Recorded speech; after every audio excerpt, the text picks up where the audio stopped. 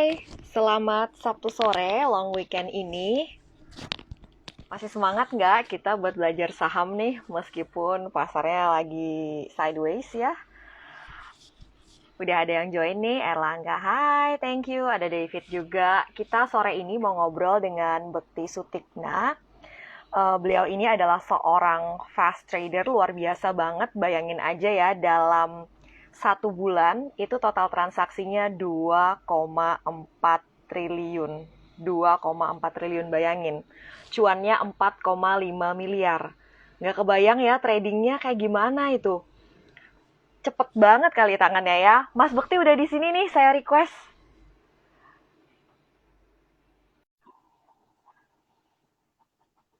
Selamat sore, apakah sudah bergabung Mas Bekti? Halo Mbak Alin, apa kabar? Hai, akhirnya kabar baik. Akhirnya bisa Iya, ngobrol langsung kita nih, Mas. iya Mbak, pertama kali nih ya Mbak ya, bisa berkenal dengan Mbak Alin. Iya, Mm, jadi saya seneng mm, banget dapat ceritanya Mas Bekti ini dari teman mm. saya. Dia ceritain ada nih fast trader humble banget gitu di Yogyakarta. Kayak kalau kita lihat profile picture-nya atau apa yang diposting di Instagram, kayak kita nggak bakalan bisa nebak, oh Mas Bekti ini seorang fast trader yang super agresif gitu ya. Iya, Bener-bener ternyata ini hidden master ya, Mas Bekti. iya Mbak, jadi memang Instagram saya itu isinya cuma keluarga sama traveling aja, jadi memang nggak ada bahas-bahas saham sekali. Oke, Mas Bekti kita mau kenalan dulu nih ya. Oke, Berarti boleh. untuk tradingnya ini full time berarti ya Mas, atau masih sambil kerja juga yang lain? Enggak Mbak, jadi saya sudah full time trader itu sejak tahun 2016 Mbak. Oke, Jadi sudah 5 tahunan ini full time trader. Kalau untuk pertama kali saya trading itu tahun 2008. Jadi udah 13 tahun di pasar modal. udah 13 tahun. Oke, di Iya. kan saya ada nanya Mhm, ke teman-teman di Instagram, ada mhm, pertanyaan nggak buat Mas Bekti gitu? Udah mhm, ada pertanyaan yang masuk, oke langsung kita jawab ya. Ini dari Atmaja Huta Galung. mhm. Kapan awal terjun di pasar modal dan berapa lama waktu sampai bisa profit konsisten? Ya, oke. Kalau pertama kali saya itu terjun di pasar modal itu tahun 2008, Mbak. Jadi waktu itu saya kuliah semester 2 di Yogyakarta di Universitas Islam Indonesia. Itu pertama UII ya, kali Mas? saya, UII ya, itu saya jurusan ekonomi akuntansi.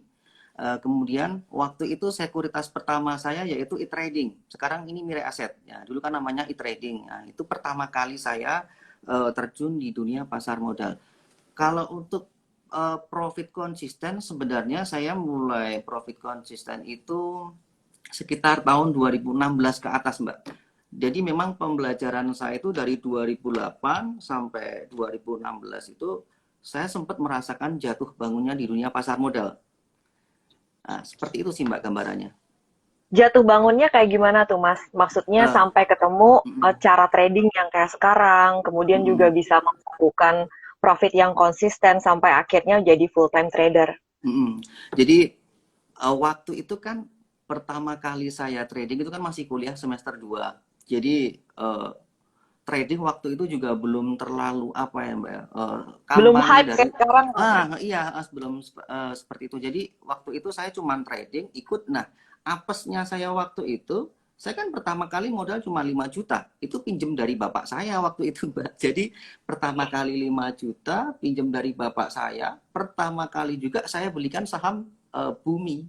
Waktu itu kan Waduh, 2008 heboh banget ya Mbak ya, Bumi. Nah, apesnya juga habis itu portofolio saya langsung minus 50% Mbak.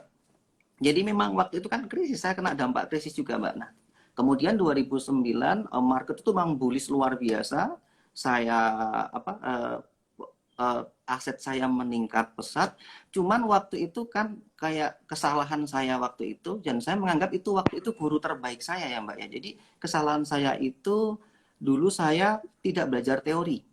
Jadi cuma tiap hari pengennya trading yang penting untung-untung gitu aja sih. Jadi kesalahan saya seperti itu waktu itu. Makanya dari situ saya setelah 2009 aset saya yang saya bangun dari receh itu tadi bisa meningkat kalau nggak salah waktu itu jadi seratusan juta deh di 2009. Tapi ludes tinggal 20 juta lagi. Nah, dari situ saya baru Oke. mulai belajar di tahun 2010, Mbak. Itu makanya pembelajaran yang menurut saya pelajaran yang sangat berharga sekali waktu itu. Mm. Ini ada suhu Michael Yoh juga nih join di sini. Wow. Halo, Ko Halo. Michael. Iya, Michael bilang Mm, mau lihat gitu nanti IG oke, Live-nya ternyata boleh. beneran mampir. Mm. Oke, jadi belajar 2010 ini belajarnya mulai dari kayak gimana, Mas? Apa yang waktu itu Mas Bekti fokusin untuk Mm. dipelajarin? Jadi waktu itu saya langsung membeli buku-buku, Mbak. Saya belajar buku-buku waktu itu saya beli punyanya Warren Buffett, punyanya Elon Musk, kemudian ya pokoknya buku-buku yang berbau tentang saham itu saya beli semua, Mbak, waktu itu. Kemudian saya pelajari, ternyata kayaknya mindset saya pertama kali terjun di dunia pasar modal itu udah salah. Makanya langsung saya belajar teori terus bahwa di mana selalu yang saya inginkan itu cuman gimana untung gitu aja. Tapi pengendalian diri atau saya menyebutnya psikologis trading saya itu belum terkontrol waktu itu. Tapi Jadi kan kita semua memang mau untung ya, Mas Bekti. Salahnya iya di mana benar. sih kalau kita mau untung tuh, Mas? Mungkin belajar Jadi dari pengalaman Mas Bekti.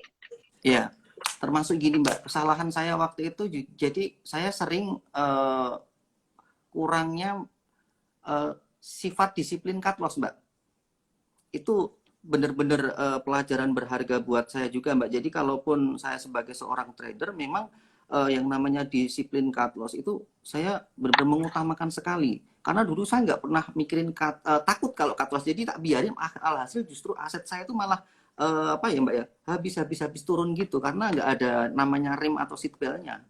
Itu pengalaman saya waktu itu sih Mbak. Oke, ini kebetulan ada yang pertanyaannya sesuai Hmm. ya. Ini Hmm. dari Balgi Safira Bilfagi, dia nanya berapa kali CL dalam sebulan? Dihitungin nggak sih, Mas? Nggak pernah ngitung Mbak. Tapi Jadi CL itu adalah keseharian ya kalau keseharian trader, makanan fast sehari-hari trader saya. ya.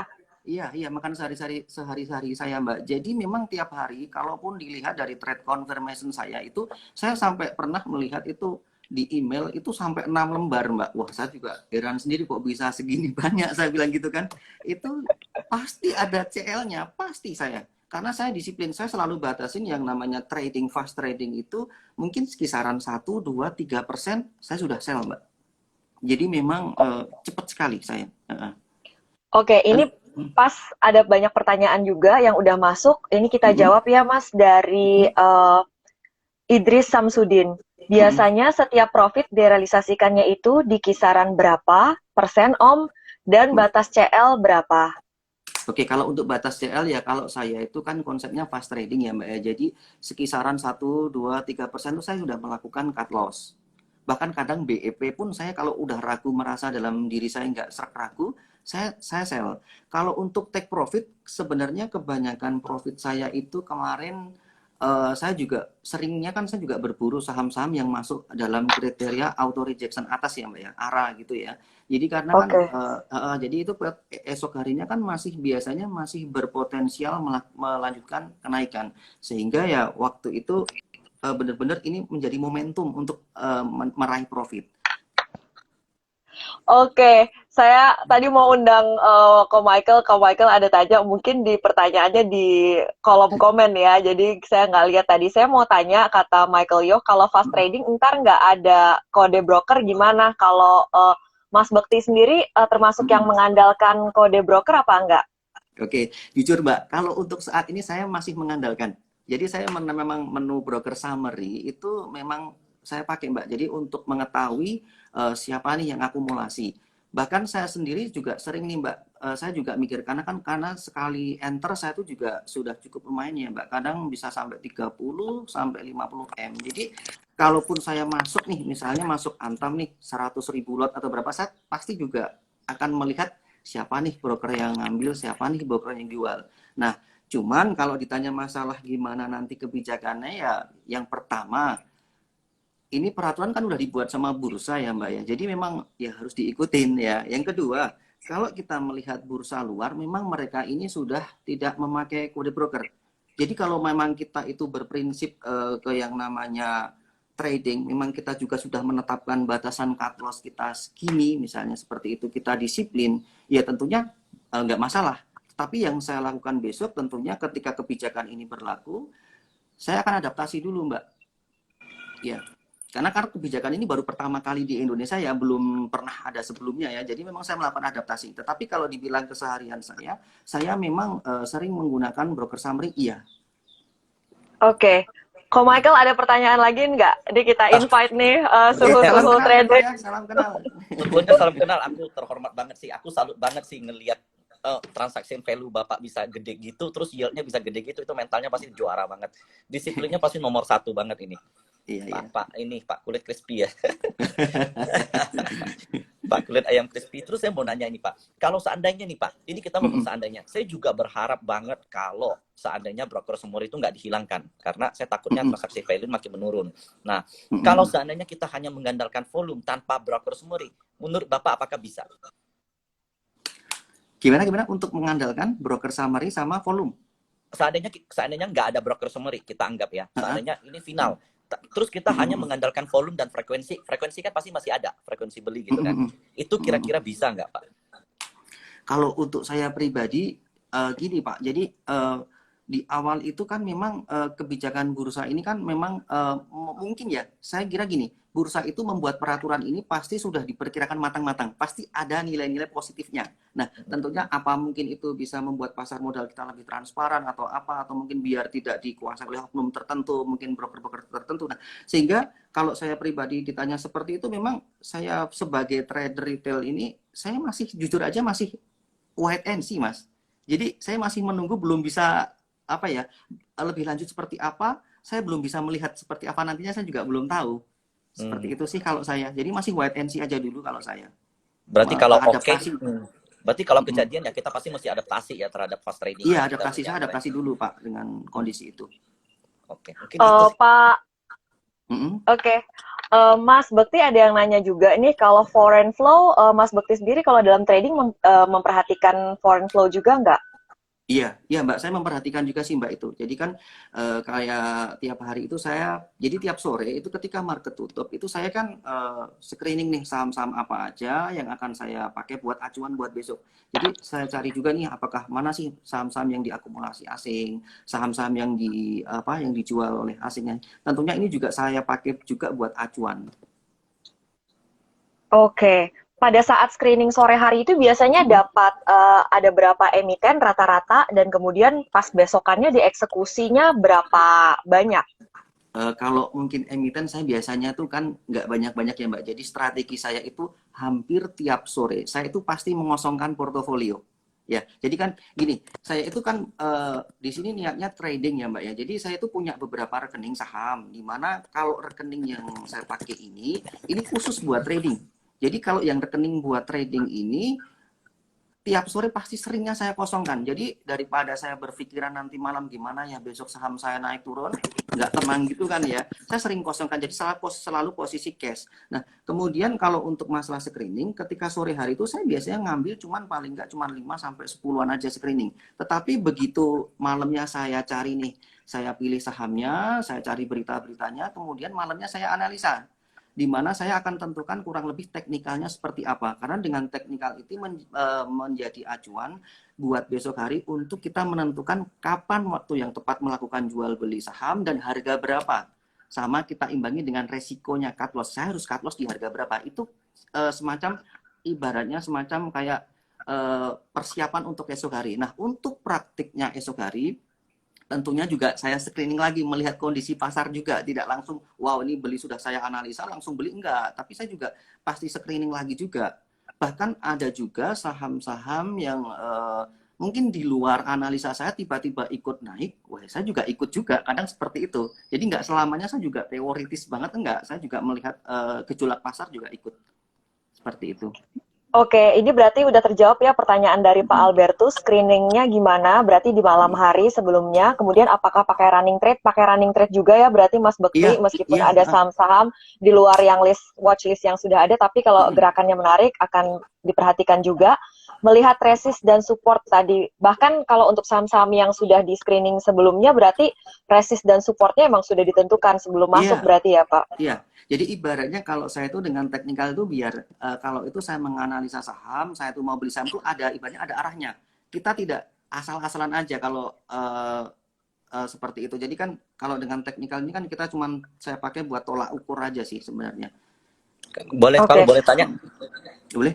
boleh. Boleh. Silakan. Kalau Ko teknikalnya, Michael time di frame. sini jadi moderator. Kalau kalau teknikalnya Bapak biasa pakai time frame berapa, Pak? Berapa menit gitu, Pak? Kalau technical saya sebenarnya sederhana sih Pak ya. Saya paling pakai cuman scholastic slow, kemudian histogram, frame average. Ya cuman seperti itu aja, sederhana aja sih Pak. Saya seperti itu. Time frame singkat kali, Pak ya? 5 menit, Mm-mm. 1 menit kali ya?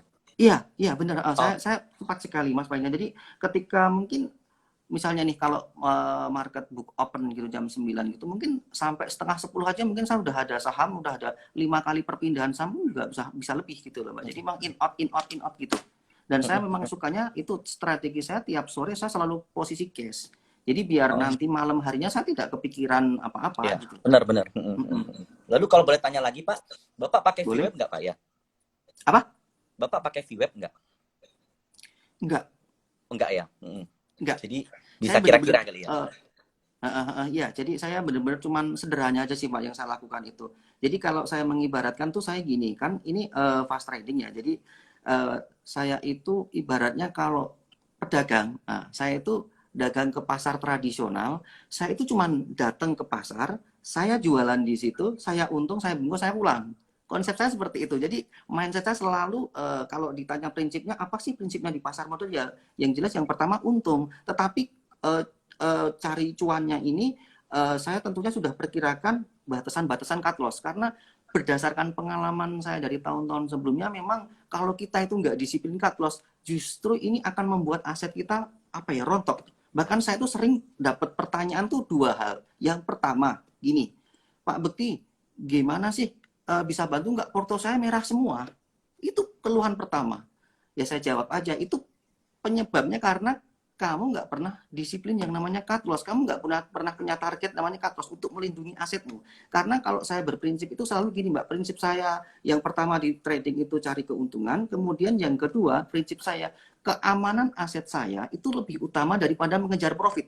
Kalau cuma mengejar profit, nih ada banyak 700 perusahaan lebih, kita bisa cari di esok hari. Tapi kalau justru kita beli saham, nggak kita batasin cut loss-nya, aset kita menurun, justru kita nanti malah untuk memulihkannya sangat sulit. Seperti itu sih, kurang lebih.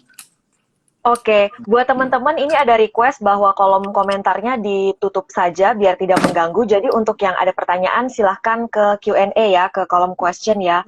Ko Michael kalau ada pertanyaan lagi monggo ya. Boleh Berarti lagi, boleh. boleh lagi ya? Boleh dong. Ini maaf banget loh Pak Bekti kalau nggak pengen jawab nggak apa-apa. Justru ini sesama trader yang nanya pasti akan lebih akut dan tajam gitu ya. Silakan kok. Pak Bekti pernah nggak? Berarti Pak Bekti tadinya bilang kalau sore itu biasanya clear posisi.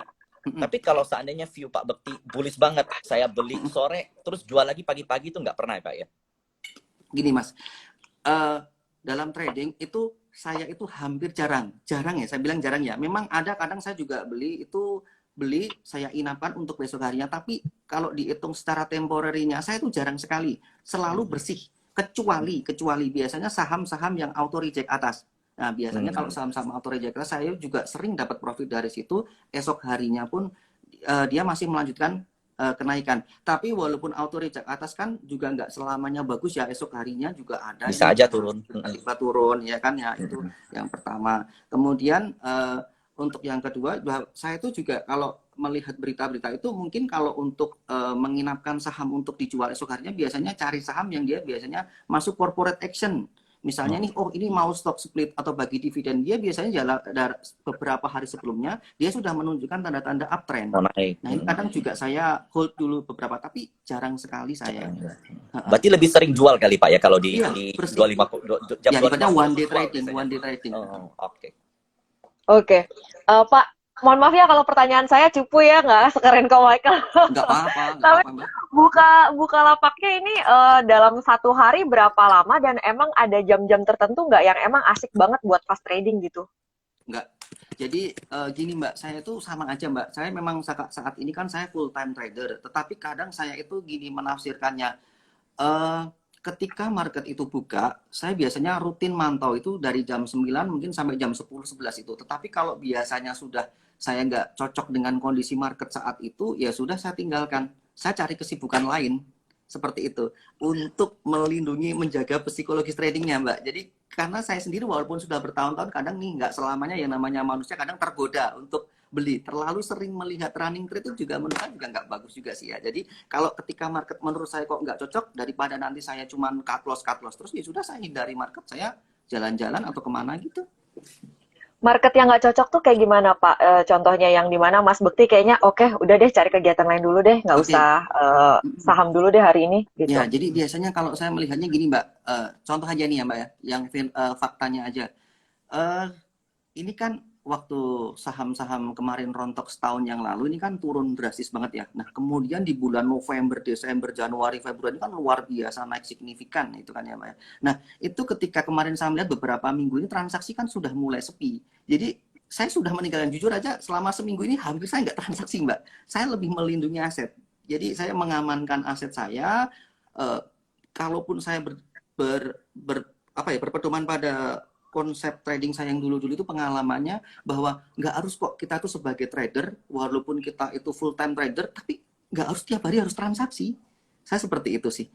Tetapi kadang ada saatnya di mana saya tuh kayak greedy. Saatnya, wow, ini dana ini bener-bener saya pakai buat all in saham, saya pakai buat pakai margin juga. Nah, ada saatnya yang seperti itu.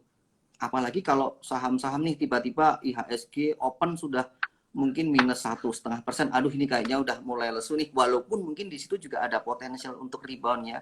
Cuman kadang saya juga tetap wait and see aja sih, nggak terlalu agresif seperti itu.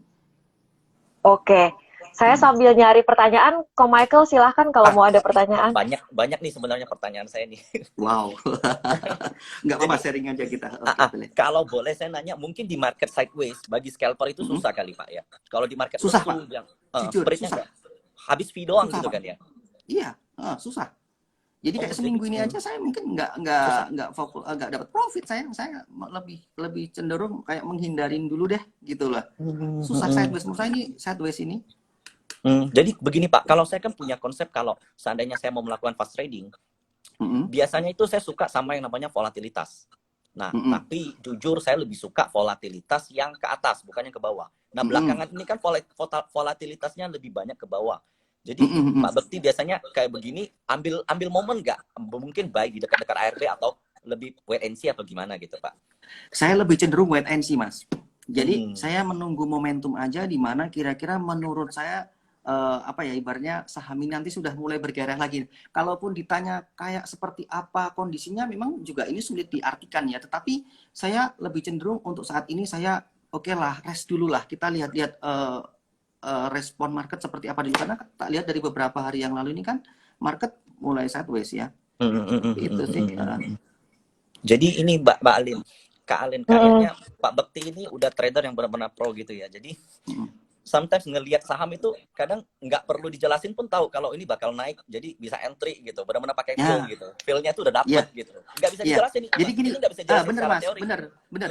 Saya mengibaratkan gini, ada memang karena mungkin saya udah melakukannya bertahun-tahun ya Mbak, jadi mungkin udah berpuluh-puluh tahun, apalagi dulu saya 2013 tuh punya background, saya pernah jadi broker di Valguri, 2014 di Reliance, kemudian di CIMB. Nah, dengan bermodalkan yang saya terlalu sering melihat monitor, mungkin ada dari diri saya merasa itu ada feeling ataupun insting lah, saya nggak tahu itu namanya apa. Itu di teori Subconscious saya nggak tahu. mind mungkin ya. Iya, itu di teori Jam ada nggak? Saya terbangnya nggak di tahu. atas 10.000 jam mungkin itu ya, Nah, Mike. bener-bener Mbak. Itu kan kata orang bilang Insti kalau Pak di ya atas dulu ya. 1000 jam kayak master gitu kan ya. Nah, itu. Valguri berarti institusi ya Pak ya. Kenapa? Insti ya berarti, itu broker Insti ya dulu Pak ya. Iya. Jadi kan saya mengibaratkannya gini Mas, kayak semacam kayak insting itu kayak gini. Seorang musisi, seorang musisi itu kalau dia mungkin sudah luar biasa, dia setelah beribu-ribu jam dia bermain musik, dia pasti bisa membedakan. Mungkin ada suara gitar aja dipetik 1 sampai 6 senarnya itu, oh itu Mana nomor yang 3 pas? fals. Ya udah dapetin feelingnya gitu. Tapi kalau orang yang masih awam mungkin mana yang fals belum bisa membedakan. Sama dengan di saham. Kadang pun saya juga merasa ketika lihat running trade pun, wow ini kayaknya bagus nih, saya ambil gitu. Jadi memang nggak selamanya juga berkutat sama yang namanya teoritis. Saya juga nggak seperti itu juga. Ada saham-saham di mana, wow ini kayaknya rame, saya ikut. Nah, istilahnya mungkin nyopet saham atau apa, saya nggak tahu. Tapi saya beli saham, wow ternyata naik 1%, 2%, 3% naik, saya jual. Ada juga seperti itu cara trading saya. Hebat. Oke, ini kita jawab pertanyaan dari Hmm. teman-teman yang menyaksikan di IG Live ini dari Edi Wong 224 ketika market sedang berjalan, bagaimana cara identifikasi saham mana yang berpotensi naik? Nah, jadi ini memang mirip yang barusan saya katakan tadi ya Mbak ya. Ketika market Iya, itu berjalan, ada saham-saham yang memang mungkin di otak saya itu sudah terlalu lama apa ya, familiar dengan ticker-ticker saham. Jadi saya memang favoritnya ketika trader fast trading ini, pilihan saham saya itu saham-saham yang receh Mbak. Saham-saham yang istilahnya gorengan gitulah. Nah, ketika saham itu naik mungkin sudah 3%, 5%, biasanya saya mencoba melirik. Wah, ini kayaknya ada potensial mau naik nih, saya ikut. Tetapi yang selalu saya tekankan dalam diri saya, ketika saya ikut itu nggak selamanya juga saya itu pasti profit. Ada saatnya, wah ternyata kok saya ikut masuk kok malah justru turun, ya saya harus ikut cut loss. Nah, jadi ada, tetap saya batasi yang namanya kedisiplinan. Memang saya tuh kalau diakumulasi cut loss profit banyak, cuman secara temporary bulanan atau mungkin tahunan membukukan profit, lebih banyak profitnya sih, Pak Bekti seperti punya itu. iya. siarat likuiditas nggak, Pak? Kenapa? Pak Bekti punya ini nggak? Punya SOP likuiditas nggak? Jadi contohnya satu papan itu minimal berapa ratus juta atau berapa miliar baru Bapak bisa entry. Bapak sesuaikan porsinya gimana, Pak? Ya, saya biasanya menyesuaikan dengan kondisi volumenya, Mas. Jadi Heeh. kalau misalnya nih ada saham tertentu nih, dia volumenya cuman mungkin lotnya itu ya, mungkin cuman 10.000, 20.000 atau berapa, itu saya juga harus kalau ngambil ngimbangin. Tetapi kalau Biasanya berapa, misalnya Pak? kalau kenapa? Maksimalnya berapa waktu ngimbangin? Ada ininya nggak? Ada Oh, aturannya ada nggak? Mas. Biasanya Hmm. saya gini, jadi saya ukur aja sih, karena kan saya itu trading, itu saya pasti selalu saya batasin ya. Paling biasanya saya cuman kalau saham-saham yang receh gorengan itu kisaran 200 sampai 500 juta aja sih. Jadi nggak terlalu apa ya, nggak terlalu over, jangan sampai beli terlalu banyak nanti justru susah jualnya ya kan, misalnya gitu kan. Nah, seperti itu. Mas Bekti satu posisi apa maksudnya entry di beberapa level harga? Eh, harus di level beberapa harga Mbak. Jadi memang karena Oke. kan saya nggak bisa paling nggak bisa itu ketika membeli saham itu cuma satu harga atau nggak bisa, karena kadang saya harus seringnya ngabisin beberapa step harga itu juga, nanti pun saya juga kadang kalau punya dana yang lebih saya pakai buat apa ya istilahnya ngisi di bitnya biar seolah-olah itu wah tebel ini Penuh. bitnya. Gitu. Waduh, Iya.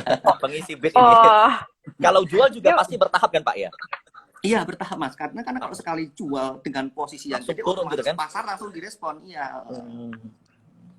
Oke, ini ada pertanyaan dari teman di Instagram dari Gunadi. Saham yang ditradingkan apakah ada batasan harga, misalnya harus yang di atas Rp100 per lembar? Enggak, Mbak. Jadi bagi saya itu semua saham bagus. Ini prinsip saya ya. Prinsip saya bagi saya itu semua saham bagus, di mana tujuan saya trading itu yang penting cuan. Nah, saya itu juga memborong saham-saham tuh bukan hanya saham, Warren juga iya, kemudian yang saham-saham yang 50 perak, saham-saham yang tidur iya. Yang belum lama ini saya pernah nyoba itu saham Yellow Integra itu ya. Itu ada berita right issue, itu kemudian dari harga 50 sampai arah saya borong sendiri. Dan waktu itu saya hari pertama itu saya lihat top bayarnya YP. Waktu itu kan saya pakai Mire ya. Jadi lihat wah ini jumlah lot sekian, ini cuma saya sendiri yang beli gitu kan. Alhasil esoknya naik-naik saya tinggal jualan. Jadi kalau ditanya harga, batasan harga berapa, itu saya sebenarnya semua harga bagi saya beli. Tentunya mempertimbangkan volume ya Mbak ya. Jadi nggak selamanya juga saham-saham ini, kalaupun sahamnya itu lotnya cuman kecil, saya kadang daripada capek, mending nggak usah deh, saya bilang gitu. Tetapi kalau untuk pilihannya, semua saham bagi saya bagus. Cuman yang Oke, penting disiplin ya Mbak ya. Karena tentunya dengan saham-saham yang receh, saham-saham yang receh ini kan itu eh, apa ya, potensial rugi atau mungkin resikonya kan lebih gede. Jadi kita benar-benar lebih harus disiplin. Bahkan saya itu kan menerapkan, pernah saya ada kasus gini. Waktu itu saya beli saham Smart Friend ya Mbak ya. Saya sudah menetapkan target. Ketika saham itu turun 2% atau 3% itu saya jual. Nah, tiba-tiba ada yang jual dengan tekanan tinggi langsung turunnya 5%. Nah, kalau seperti itu apa yang harus saya lakukan? Saya nggak mau menunggu, saya tetap langsung banting ke harga kiri, Mbak. Jadi saya nggak mau nanti kalau sampai turun ke harga ARP, justru saya malah turun terus, kelap-kelap terus, jadi malah justru aset saya tergerus banyak. Mendingan saya saat itu rugi 6%, 7%, tapi saya masih bisa cari di hari yang lain. Seperti RF itu. Pak ya. Wah, ini benar-benar berarti tanpa perasaan ya, Mas Bekti. Iya, Mbak. Jadi saya Benar-benar benar-benar trade cerita, like Mbak. a machine. Iya, jadi saya memang pengalaman dulu kan seperti itu, Mbak. Jadi kadang kesalahan saya waktu dulu, trading waktu dulu itu ketika saham itu turun, mungkin target saya 2%, 3%, tiba-tiba mungkin turun 5%, 6%. Waktu itu biarin deh, siapa tahu nanti balik lagi. Nah, ternyata enggak. Nah, justru semakin turun dalam, semakin takut, semakin dalam, semakin takut lagi. Nanti kalau udah dalam banget, baru bingung gimana ini porto saya. Nah, kan seperti Berarti itu. stop loss-nya tuh pasti pakai manual, nggak pakai auto kan Pak ya? Iya, semua manual, Mas, ya. Oke, ini dari Nadine Toy Mm-mm. bertanya, Pak, value 2,4 triliun itu tradingnya berapa lama? Itu dalam jangka waktu 1 bulan ya, Nadine. Nah, yang jadi banyak perhatian juga dan ada yang nitip pertanyaan, itu gimana handling psikologinya? Pasti kan bertahap ya Pak perjalanannya, misalnya nggak langsung satu posisi, misalnya mungkin Pak Mas Bekti sekarang masuk bisa sampai tadi 30-50 miliar pernah berarti satu posisi ya Mas ya. Nah, itu gimana sih step-stepnya dari awal dulu? Karena kan namanya kita trading, size-nya pasti akan terus bertambah over the time ya. Sampai sekarang bisa sampai size yang segitu besar dan tetap biasa aja gitu. Nggak geter gitu tangannya gitu, Mas Bekti. Mungkin bisa diceritain. Jadi gini, Mbak. Kan kita kadang-kadang kalau kelebihan dibanding kita lot biasa atau dana kita biasa trading kan suka geter kadang-kadang tuh. Bener. Saya juga pernah di fase seperti itu, Mbak, yang Mbak Elin bilang. Jadi karena kan gini, Mbak, saya itu kan trading juga sudah cukup lama. Jadi saya itu punya strategi. Nah, ini mungkin saya bahas sekarang aja. Strategi saya itu, ketika saya itu trading dengan dana saya, ketika saya pas posisi cuan, cuan banyak, profit saya itu selalu saya amankan, Mbak. Saya withdrawal, saya pindah ke rekening lain.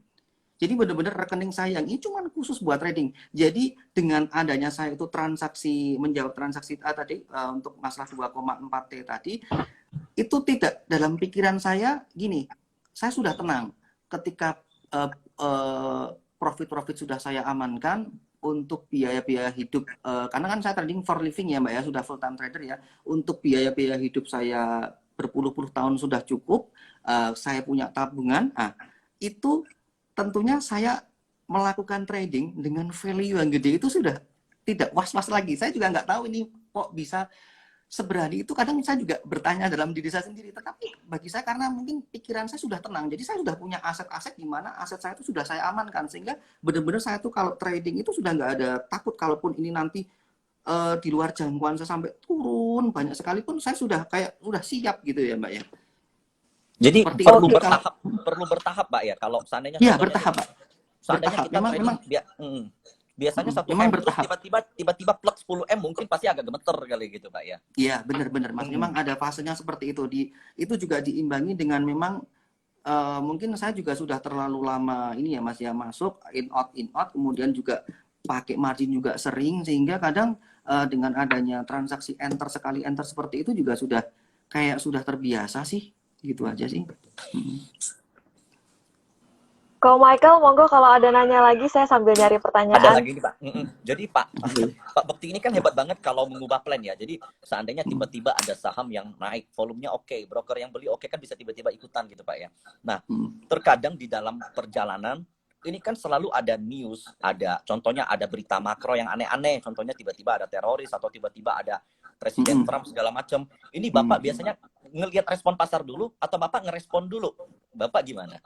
Saya selalu ngerespon dulu Mas. Jadi ketika pas posisi seperti itu, biasanya kalau ada berita-berita yang seperti itu, kemudian saya kalau punya posisi biasanya langsung saya jual rugi Mas. Kalau posisinya rugi ya, itu saya jual lebih baik. Jadi selalu saya utamakan dalam trading ini keamanan aset saya lebih utama Mas. Jadi ketika kok ini sudah tidak, ini karena turun, ini seperti ini, kok sudah ragu saya dalam diri saya ragu, ya sudah saya jual, nggak apa-apa, rugi. Gitu meskipun kalau ada bad news tapi harganya pun ternyata naik jadi nggak masalah, yang penting nggak masalah jual dulu. Iya. Okay. Very good, hebat banget sih. Berarti kalau udah hawa-hawanya nggak enak udah pergi dulu aja ya Mas. Bener itu Mbak. Gitu. Oke, ini ada pertanyaan dari Eleanor Maddington, mungkin ini juga mewakili banyak pertanyaan lain yang masuk. Mas Bekti dalam sehari buy satu saham kemudian sell baru entry lagi atau langsung beberapa saham? Kalau saya sih Mbak biasanya nih ya, saya itu kalau beli biasanya lebih fokus memang ke satu saham dulu karena kan terbatas dia Mbak ya. Saya beli misalnya nih saya kasih contoh langsung aja nih. Saya beli saham ABA, Mahaka Media, beli. Kemudian saya pantau tunggu. Nah, sehabis itu kalau mungkin masih menunggu dia belum ada gerakan, saya biasanya beli satu saham lagi saya incaran saya. Jadi paling saya cuma satu atau dua jenis saham aja. Kalau terlalu banyak juga pusing juga cara ngontrolnya ya Mas ya. Kalau terjadi sesuatu hal yang mungkin tiba-tiba turun atau seperti apa. Jadi bagi saya cuma satu atau dua jenis saham aja, in out gitu aja. Seperti itu Oke. sih. Ko Michael, kalau ada pertanyaan lagi, saya nyari pertanyaan teman-teman. Jadi Pak Bekti ini lebih sering keluar masuk banyak di satu saham, satu dua saham dibanding dengan banyak saham tapi satu dua kali keluar doang gitu.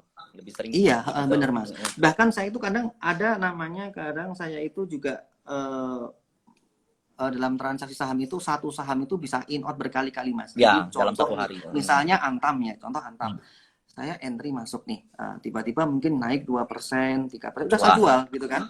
Turun Jual. lagi, beli Ternyata kok lagi. naik lagi nih, wow ini gimana nih, kayak ngejar kereta yang ketinggalan nih, gimana nih. Oke, saya kalau mungkin waktu itu merasa yakin, saya masuk, tapi kok ternyata tidak sesuai harapan, ya saya harus jual BEP. Kalaupun nanti naik lagi masuk, ya saya kalau mau naik 1%, 2%, saya jual lagi. Jadi kayak saya ngikutin harganya gitu sih Mas.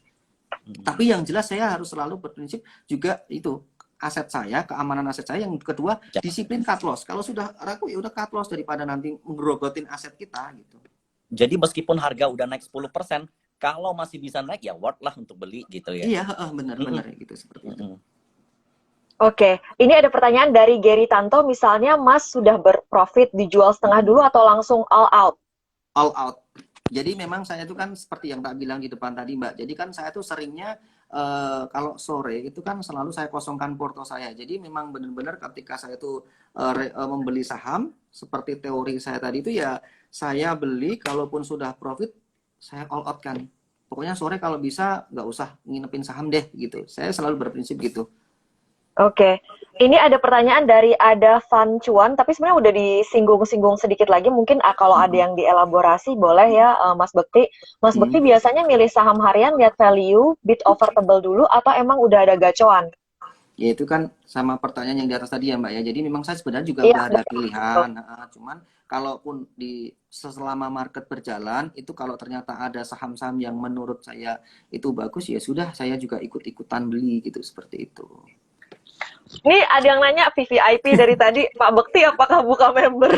Nah ini, kemarin saya juga sempat gini Mbak, ini saya menyebutnya Mbak Alin efek ini. Jadi semenjak Mbak Alin itu ngiklanin saya, ini banyak sekali yang follow saya Mbak. Bahkan yang DM saya, Pak Bekti buka kelas enggak? Saya bilang, enggak, saya bilang gitu kan. Jadi memang saat ini saya enggak buka kelas apapun. Jadi memang tujuan saya itu gini Mbak, saya sebagai seorang trader itu berprinsip, saya ini masih muda, gimana caranya saya itu bisa mencari profit sebanyak-banyaknya dari bursa, di mana itu akan saya gunakan besok buat membeli saham untuk investasi jangka panjang, di mana saya bisa mendapatkan dividen for life. Jadi saya itu hidup dari dividen gitu. Jadi memang saya pakai buat passive income nanti di usia tua. Itu tujuan utama saya. Jadi kalau ditanya untuk masalah member, sebenarnya saat ini saya nggak tahu ya Mbak ke depannya. Cuman saat ini saya enggak dan belum punya member. Jadi saya memang belum berkeinginan juga, karena saya lebih suka yang namanya ketentraman dan kedamaian Mbak. Main bersama keluarga, trading, cuman gitu aja sih. Tetapi bukan berarti saya pelit ilmu ya. Saya bukan berarti saya pelit ilmu. Jadi mungkin bagi teman-teman yang mungkin sekedar mau sharing, nanya-nanya, bisalah DM saya, nanti mungkin saya jawab seperti itu. Oke. Mungkin nanti kolaborasi dengan Michael Yoh ya, saya bisa jadi panitia, bikin kelas pas trading. Pengen banget sih ngelihatnya, jujur pengen banget ngelihat. Live trade-nya kayak gimana ya Michael gitu ya? Tapi kalau diikutin ya nggak bisa lah. Kalau semuanya ngikutin Pak Bekti ya harganya juga, market juga rusak jadinya. Bener Pak, bener, saya benarkan juga, karena memang seseorang tuh pasti dalam trading tuh dia punya namanya style trading. Jadi mungkin tradingnya saya, tradingnya Pak Michael itu pasti juga berbeda karakteristiknya. Bahkan yang saya utarakan ini belum tentu kalau diterapkan orang lain cocok. Saya nggak siap dengan mental seperti itu. Saya bukan tipe orang risk taker, jadi saya nggak berani seperti itu. Ada memang seperti itu, jadi kita juga nggak bisa memaksakan. Tapi di sini kan saya men-sharingkan seperti inilah cara trading saya. Apalagi orang-orang yang mungkin dia punya kesibukan kerja, tapi dia juga ingin trading. Tentunya kan nggak bisa seperti yang saya lakukan seperti ini, gitu. Iya. Mm-mm. Mas Bekti, saya mau nanya tadi dari sisi ini manajemen atau strateginya tadi ya. Mm-mm. Berarti misalnya kalau ada profit tadi diamankan, dipisahkan Iya, ke akun lain kan. iya. Kemudian diberikan saham-saham yang Mm-mm. nanti buat dividen jangka panjang. Boleh Iya. dijabarin Mas strateginya dari lebih utuh gambarannya kayak gimana Oke. sih? Jadi kalau strategi Dari trading sisi money management ya, dan juga berarti oke, pension planning dan oke. dana pendidikan anak nih, holistik berarti nih. Iya, jadi gini Mbak, saya itu kan trading ini full bercerita ya. Jadi saya itu trading kan sudah cukup lama, cukup sudah merasakan manisnya pasar modal ya. Jadi sudah cukup merasakan manisnya pasar modal. Profit itu selalu saya amankan Mbak. Saya review biasanya setiap 1 bulan, 2 bulan atau berapa itu kalau profit lumayan selalu saya tarik. Nah, saya tarik, saya investasikan ke rekening satu saya itu nanti untuk investasi jangka panjang. Nah, saya akan bahas satu dulu nih untuk yang rekening trading. Nah, rekening trading saya ini saya pakai seakan-akan kayak mesin pencari uang. Ya, jadi saya tiap lagi buat trading, kalau profit ya saya amankan, saya amankan. Karena kenapa kok sih diamankan? Karena ini salah satu cara saya untuk apa ya Mbak ya, mengontrol ataupun melawan emosional trading saya. Karena kadang kan seseorang kan ketika ada duit banyak nih, wah ini pengen beli nih, pengen enter semua all dana misalnya gitu kan. Nah, kadang untuk mengontrolnya susah, makanya saya amankan Mbak. Nah, dengan adanya seperti itu, ya sudah nanti saya pakai buat pilihan-pilihan sahamnya, yang saham-saham yang bagus tidaknya masuk kriteria LQ45 yang punya prospek jangka panjang dengan kriteria tertentu kita cari dulu nih, misalnya apakah masih under value ataupun over value. Tentunya kalau fundamentalnya kan memperlihatkan dengan rasio-rasio keuangan, prospek jangka panjangnya ini kan dilihat. Cuman kalau kita berfokus lagi kembali ke yang namanya rekening trading, memang ini saya pakai buat trading. Ya sebenarnya konsep saya cuma seperti itu, saya bagi aja sih Mbak ke, ke dalam beberapa rekening itu. Jadi dibeda antara rekening trading sama untuk investasi. Biar untuk mengendalikan kita jangan sampai kita itu trading psikologis kita itu kacau gara-gara dana ini dicampur. Karena banyak juga teman-teman tuh yang bertanya kepada saya, Bekti, saya itu pertama kali trading dengan 100 juta. Nah, tiba-tiba setelah 2 tahun duitnya itu jadi 1 miliar. Tetapi kok dalam 2 bulan duit saya rontok tinggal 200 juta. Nah, saya tanyakan kembali ke dia, kalau kamu gitu nggak bisa melawan psikologi tradingmu, kamu withdraw, kamu amankan. Tetapi kalau saya withdraw, itu nanti kan saya kayak mengulang dari nol, sayang sekali dong. Nah, daripada kamu seperti itu, mendingan kan kamu apa ya? Kamu take profit, amankan dulu profitmu, kamu mulai dari nol nggak apa-apa, masih panjang kok ini. Saya seperti itu. Berarti Jadi Mas Bukti boleh dikatakan uang yang di running sekarang nih uang cuannya dari modal awal iya. ya, modalnya sendiri pokoknya udah aman gitu ya kan? Oke, saya buka aja sini Mbak. Saya buka aja datanya. Jadi Iya, gini contoh Mbak. iya. Saya waktu itu kan ini kebetulan Mirai Aset yang kompetisi ya Mbak, yang ngadakan kompetisi. Itu di situ juga dibuka nih transaksinya. Nah, itu kan terjadi hot season 2 itu kan di September 2020 kemarin. Saya itu cuman iseng Mbak. Jadi karena kan saya sudah merasa waktu itu untuk safety hidup saya cukup, saya pakai modal 220 juta. Tapi dengan keagresifan saya waktu itu setelah kompetisi menang, itu saya waktu itu cuma profit 100%. Jadi uang saya jadi sekitar 450 juta. Waktu itu ya Mbak, September. Alhasil dari 450 ini, saya coba deh.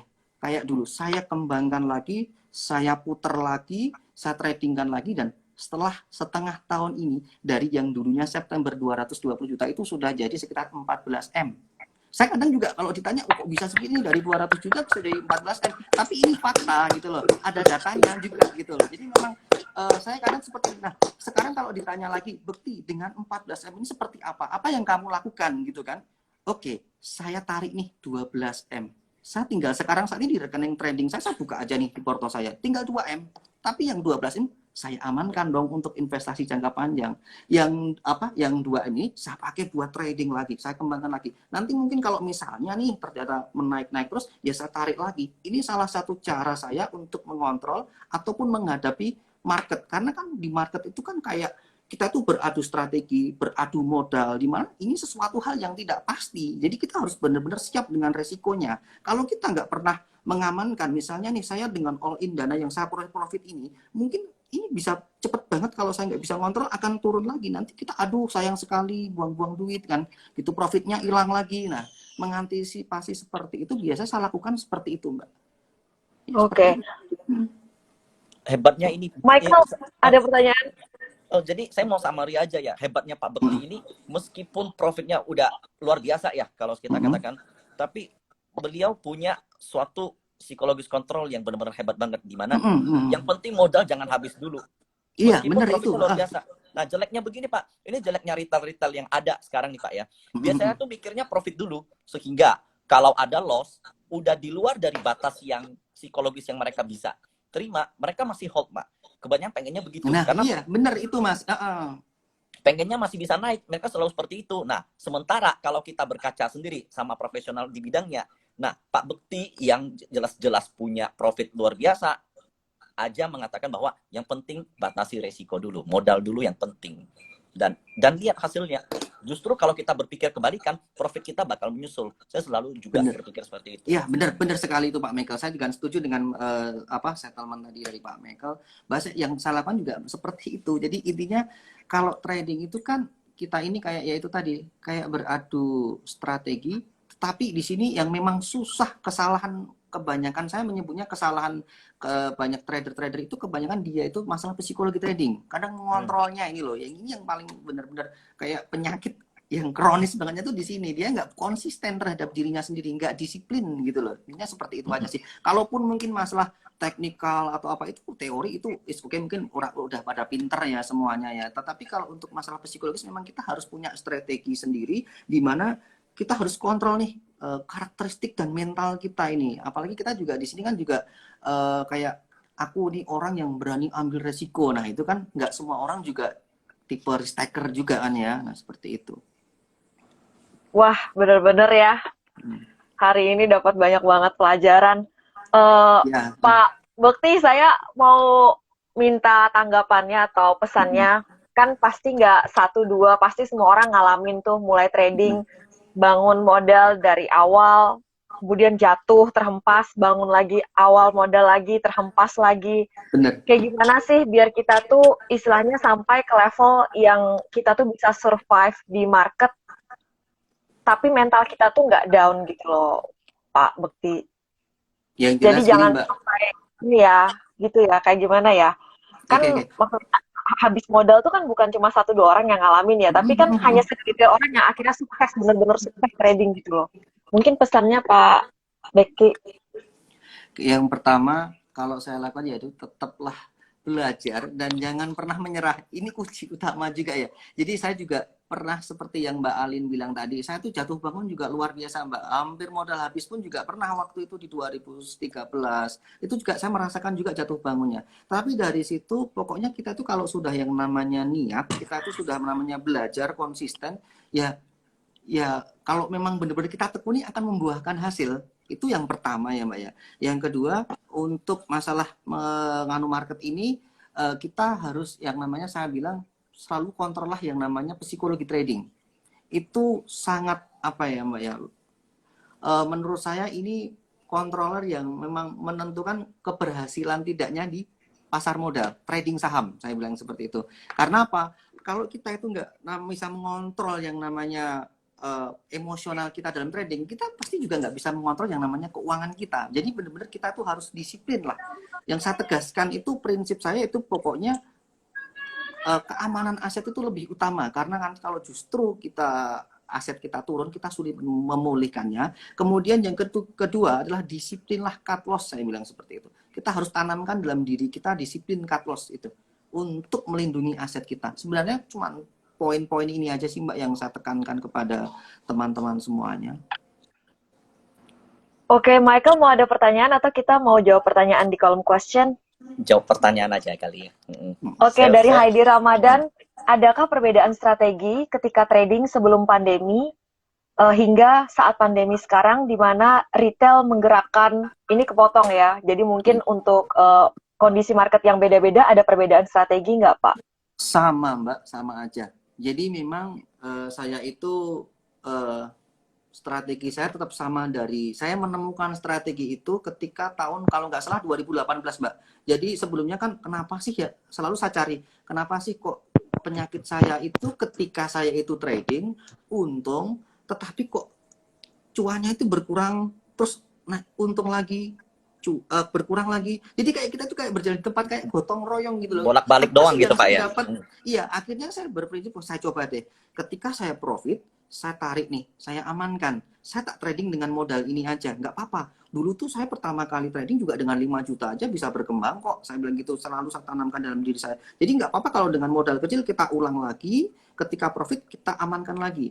Tentunya juga diimbangi dengan yang namanya trading itu, saya selalu pesan jangan pernah trading pakai uang panas, jangan, harus dingin. Jadi ketika mungkin dalam diri saya itu sudah, karena sudah profit sudah saya amankan, saya mempunyai safety yang cukup. Jadi trading saya itu benar-benar, saya dalam pikiran saya itu tenang. Seperti itu sih Mbak. Iya, dan tadi dana untuk biaya hidup sehari-hari udah sampai puluhan tahun bahkan dikatakan Mas Bekti Iya, udah aman ya. Ini iya. pertanyaan lanjutan dari Eleanor Maddington, Mas Bekti, dari 220 juta sampai akhirnya berkembang sampai 14 miliar, itu trading saham gorengan semua atau ada saham blue chip? Semuanya Mbak. Jadi campur-campur ya. Jadi ada blue chip, ada warren, ada ya saham-saham gorengan semua. Tapi kalau dibilang didominasi itu memang saham-saham gorengan Mbak. Dan kebanyakan saya dapatin saham-saham yang auto reject atas.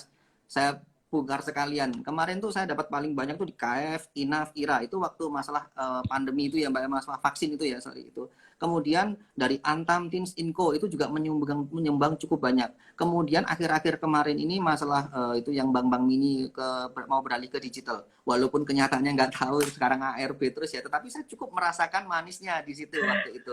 Kayak saham-saham BNBE, BGTG, seperti INPC. Kemarin menang banyaknya di situ Pak ya, di bank digital Pak ya. Iya, ya kebanyakan saya profit di situ. Itu yang itu pas sekali dengan momentum waktu saya ikut kompetisinya Mire, itu yang ngangkat persentase saya dan profit check dari saham-saham itu, auto reject atasnya itu. Ini kalau Dan ini seandainya, ini kalau Iya. silakan Michael. ini kalau seandainya ke depan bank digital main lagi, ya ikutan lagi berarti Pak ya. Iya, pasti. Saya lihat sih ada potensi sih Pak. Iya. Pak Mas Bekti, ini berarti berdasarkan pengalaman di pasar, memang setiap masa-masa itu selalu ada ya giliran saham tipe-tipe apa Iya. yang manggung gitu ya? Kalau saya pernah dikasih tahu teman saya dulu ya, waktu kerja di sekuritas, saham itu ibarat kayak musim buah.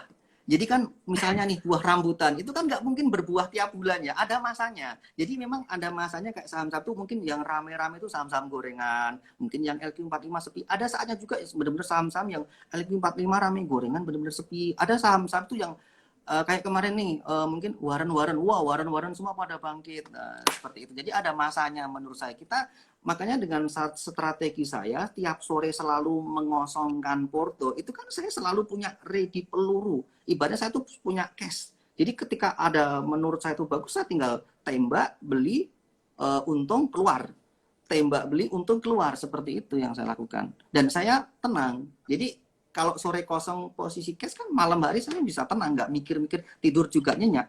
Dulu pernah waktu di awal-awal itu saya sering nginep-nginepin saham gitu Mbak. Alhasil tengah malam tuh kadang mikir sendiri besok itu gimana, naik apa turun, kira-kira gimana. Jadi mah kepikiran sendiri. Daripada seperti itu, akhirnya saya rubah cara trading saya, itu selalu saya cashkan. Seperti itu. Oke. Itu berarti untuk menghindari juga kita jadi orang yang paling terakhir keluar dari pesta berarti ya, Iya, pesta bank bener mini. Mbak. Iya. Apalagi mungkin gini, saya juga akhir-akhir ini saya melihat nih ya Mbak ya, masalah mungkin kebijakan bursa yang membuat ARB 7%. Nah, itu kalau dilihat pasti ada pro dan kontra ya Mbak ya. Mungkin maksudnya bursa bagus sih untuk melindungi investor, tapi di sisi lain kita kadang melihatnya, saya juga kasihan juga sih ya sama nama retail-retail. Itu kalau udah open terus ARB di lock gitu dengan ganjelan yang gede banget, tuh kasihan juga. Esoknya pagi ARB akhirnya dia nggak bisa keluar. Kadang saya juga kasihan juga itu. Kayak Iya, BNBA banyak itu. trader pro yang sebenarnya menginginkan ya udah nggak usah lagi Iya. ada ARB 7%, biarin apa ya, mekanisme market aja gitu. Iya, Kadang-kadang bener Mbak. Iya, karena kan kalau yang dulu nih misalnya gunakan yang 25%-an atau berapa itu kan mungkin kita bisa keluar itu mungkin minus 10-15% memang sakit sih. Tapi kan kita bisa keluar. Kalau sekarang 7% nggak bisa keluar, esoknya minus ini malah justru aset kita kalau ada yang kesangkut di situ, asetnya bener-bener tergerus banyak banget. Maka dari itu untuk menghindari hal-hal seperti itu, kadang saya lebih senang sekarang ini memang posisi cash. Tiap sore posisi cash, lebih tenang lah. ini beda pastinya dengan yang bilang beli sore jual pagi ya. Ya. Kecuali saham ARA, Mbak. Biasanya kalau saham ARA saya memang melakukan hal seperti itu. Biasanya seperti itu sih. Dan juga saya ada satu hal lagi nih, Mbak. Kalau saya trading itu, ketika saya itu trading nih, misalnya jam 9 saya trading nih, tiba-tiba mungkin jam 10 ada mungkin mau nganter anak atau apa, istri atau keluarga ada acara gitu. Biasanya langsung ketika saya itu punya saham, saya posisikan kosongkan. Artinya saya harus posisi cash. Jadi ketika saya tinggal kemana-mana ada acara atau apa itu, bener-bener saya tuh nggak punya saham. Karena nanti daripada saya di jalan kepikiran, buka-buka handphone, lihat-lihat market, itu mengganggu bener kayak psikologi saya. Jadi lebih baik saya posisikan cash kalau ada acara seperti itu. Oke, kita tinggal sebentar lagi nih ada pertanyaan yang teknis dari Gary Hmm. Tanto. Fast trade bisakah hanya dengan satu layar PC atau laptop? Bisa sih, Mbak. Sebenarnya bisa. Cuman kalau di rumah saya pakainya 3.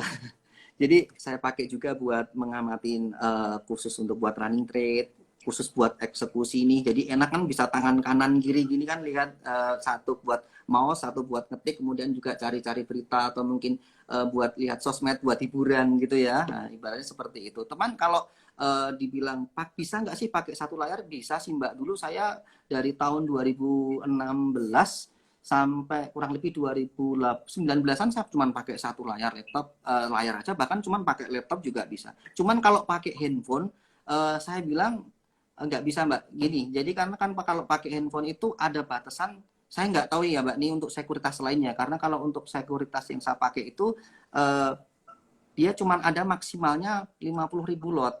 Nah, ketika kalau saya mau beli jumlah tinggi, kita harus ngulang 2 kali gitu ngetik. Tapi kalau pakai laptop, bisa sekali enter mau berapa ratus ribu lot, mau jutaan lot juga nggak apa-apa. Seperti itu. Oke, ini ada pertanyaan dari Alia Natasha. Hai Wow, Alia. Mbak Alia, Berarti salamnya. berarti Pak Bekti pakai strategi buy on news juga. Iya Mbak, saya juga pakai strategi news. Jadi contohnya aja yang saya bilang tadi kayak Yellow Integra itu Mbak. Kemarin pengalaman mungkin di bulan sekitar awal Maret ya. Itu kan pagi-pagi saya itu pasti rutin. Tiap malam itu cari-cari berita, tiap pagi itu sebelum market buka saya cari berita apa sih yang menurut pagi ini bagus. Biasanya mungkin laporan keuangannya, labanya, atau mungkin mau ini mau stock split, ini mau dividen, atau mungkin mau right issue. Nah, kemarin itu saya ambil contoh aja yang Yellow Integra itu mau right issue kan. Begitu saya tahu kok harganya cuma murah banget, ini pasti harus cepet-cepet ngambil nih. Kalau nggak cepet-cepet ngambil nanti, wow, nanti aku nggak kebagian gitu kan. Nah, dari news itu saya bisa borong banyak, kemudian ya alhasil hari kedua, hari ketiga auto reject atas, tinggal saya jualan gitu. Wow, tadi ada yang nanya, Mas Bekti ini bandar. Jangan tersinggung ya Mas, kalau bandar dalam artian apakah big money, ya mungkin iya ya, sekali Mas Bekti Ya, masuk sahamnya gerak gitu ya. ya memang saya juga kalau dibilang iya ya gimana, kalau dibilang enggak ya gimana, juga bingung juga sih. Jadi gini Mbak, memang benar sih saya pernah Apakah coba. menggerakkan harga saham seperti itu? Gitu aja deh. Kalau dibilang iya saya pernah Mbak, dan pernah berhasil juga, jadi lumayan juga sih ya Mbak ya hasilnya juga ya. Jadi saya pernah waktu itu saham-saham gorengan saya makan sendiri. Jadi saham Warren pun pernah saya akumulasi dulu, pelan-pelan akumulasi. Ketika saya sudah mencukupi punya saham-saham itu sudah cukup lot, saya rasa cukup untuk ukuran saya, baru saya beli lagi. Tentunya itu sudah akan menimbulkan gejolak pasar nih. Di saat itu saya akan Distribusi. menggunakan uang saya untuk setelah eksekusi, saya harus bid saya itu satu balkan dulu, seolah-olah biar tebel nih, wah kirinya tebel, seolah-olah permintaan lebih banyak. Mereka mungkin pada beli, ya saya pelan-pelan jual. Jadi ya kadang mohon maaf nih. Seperti itu mungkin kalau Kalau boleh bikin nggak nanya, enak Mas gitu Bekti, ya. berarti Kenapa?